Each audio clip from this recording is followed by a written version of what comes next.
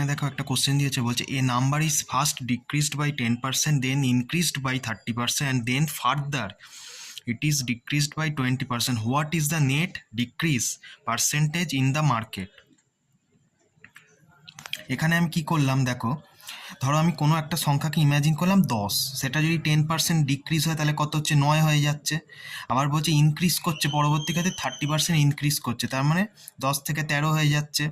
তারপর আবার দেখো 20% ডিক্রিজ করছে, মানে যদি 10 থাকে 20% কমলে কত, 8 হয়ে যাচ্ছে। তিনটে যদি গুণ করি কত হচ্ছে, 1000। আর এটা যদি তিনটে গুণ করি 8×9 = 72 × 13 হচ্ছে 936। তার মানে কমছে কত, 64 কমছে। কার ওপরে কমছে, 1000-এর ওপর, ইন্টু 100%। তাহলে নেট ডিক্রিজটা আমি এইভাবে পেয়ে যাব। দেখো 0 0 কেটে গেল, তাহলে 64/10, তার মানে এটা আমি লিখতে পারি